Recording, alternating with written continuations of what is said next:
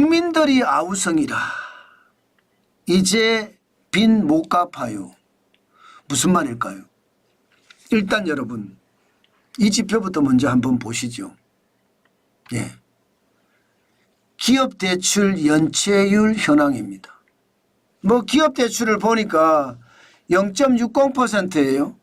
높기는 높죠. 일반적으로 0.4에서 0.5 정도 사이가 되면 기본적으로 빨간불이 켜졌다 이렇게 이야기합니다. 그런데 0.6이 됐잖아요. 그러면 경고등이 들어왔다 이렇게 이야기합니다. 기업대출이 연체율이 굉장하다는 거죠. 기업들 중에 돈은 빌렸는데 못 갚는 곳이 늘어난다는 뜻입니다. 대기업은 여전히 상관없습니다. 0.03%니까. 그런데 중소기업 보십시오. 0.78까지 올라갔습니다. 심각하죠. 자영업자 보십시오. 개인사업자 0.71까지 올라갔습니다. 이 정도면 진짜 위험해지겠는데 이 말이 스물스물 나올 수밖에 없습니다. 지금 제가 현장이 얼마나 어려운지 제가 말씀을 드렸어요. 자영업자 소상공인 진짜 어렵다. 중소기업 말도 못하게 어렵다. 그러니 국민들이 아우성을 치고 있다. 이 말까지도 제가 드려왔습니다. 그만큼 말입니다. 연체가 굉장히 높아요. 특히 말입니다.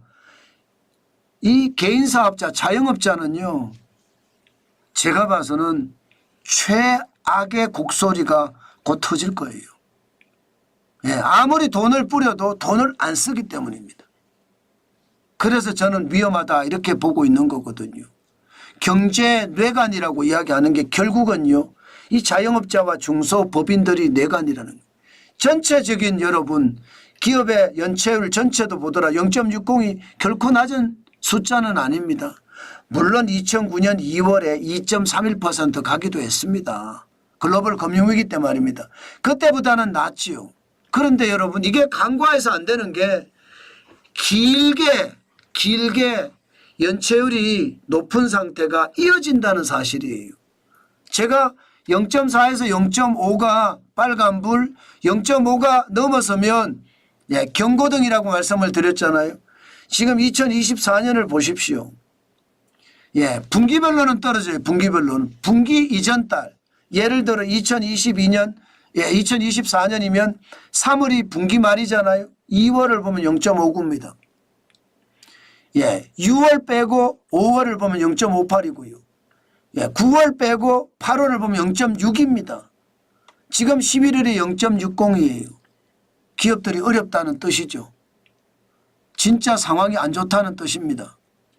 기업 중에서 중소기업과 개인사업자가 더 어렵다는 뜻이고요. 그렇다고 가게가 좋으냐? 겉보기엔 좋습니다. 과거보다는 나빠요. 2021년 12월에 0.16의 연체율이었는데 2024년에 11월엔 0.41의 연체율이니까 겉보기에는 뭐 그렇게 많이 올라간 것 같지 않아요. 글로벌 금융위기 때 2008년 2월에 2009년 2월이네 0.89 2013년 8월에 0.99보다는 낮습니다. 그런데 이것도 말입니다. 세부로 들어가 보면 경제 내관이 있습니다. 가계 신용대출이요 0.82까지 올라가고 있습니다. 주택담보대출은 0.27로 낮다고 하지만 가계 신용대출은 0.8이에요. 그러면 여러분 중소기업이나 자영업자가 어렵다. 가계 신용대출을 받은 사람들이 어렵다. 심각한 문제라는 이야기잖아요. 제가 경제 뇌관이 곳곳에 숨어 있다고 말씀을 드렸는데 그만큼 말입니다. 경제 뇌관은 곳곳에서 터질 준비를 하고 있다. 이렇게 생각해도 틀리는 말은 아니라는 뜻입니다. 특히 말입니다.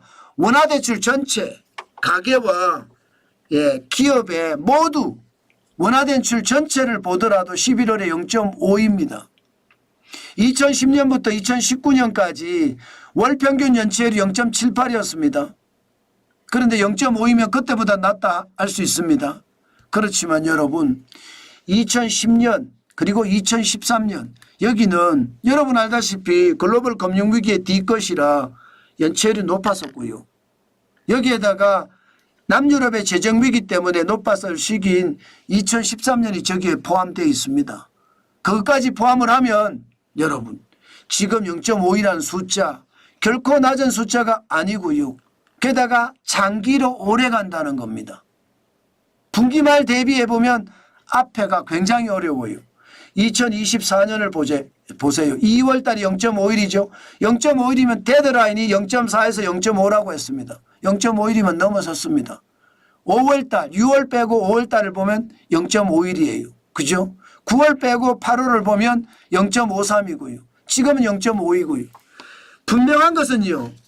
점점 높아진다는 사실이에요. 점점 높아진다는 사실은 어쩌면 시장에 저는 충격을 줄 수 있다고 생각합니다. 무슨 충격을 주느냐? 제가 계속 말씀드리는 거 있잖아요. 장기 저성장이 길어지면 깊이가 깊어진다고. 저성장 하다가 깊이가 깊어져서 이제 발이 안 닿을 수도 있습니다. 자칫 잘못하면 익사할 수도 있다는 거예요. 이게 무서워요. 이것은 내재 위기거든요. 지금까지 우리는 외부 충격에 의한 위기만 맞아봤습니다. 내부의 어떤 상황에 의해서 충격은 못 받아봤거든요. 내부 충격은 여러분 외부의 위기, 외부 충격으로부터의 위기와 비교를 해보면 저는 몇십 배 차이가 난다고 생각합니다. 과거 청와대가 아니죠. 대통령실에 김대기 비서실장이 했는 말 있잖아요. 가계부채가 터지면 외환위기의 몇십 배라고 했잖아요. 터지면 끝장난다고 했잖아요. 그 말이 틀린 말이 아니라니까요. 그 말이 진짜 그 말이 틀린 말이 아닙니다. 지금처럼 가버리면 이게 생각했던 것보다가 더 큰 충격으로 갈 수 있다는 거. 지금은요 여러분 우리가 아주 가볍게 생각할 수 있습니다. 그러나 늘 말씀을 드리지만 절대로 가볍게 생각하지 마십시오. 이제 빚을 못 갚는 사람들이 워낙 많이 늘어나기 때문에 그에 대한 충격파 만만치 않다. 그 말씀 오늘도 강조해서 드리겠습니다.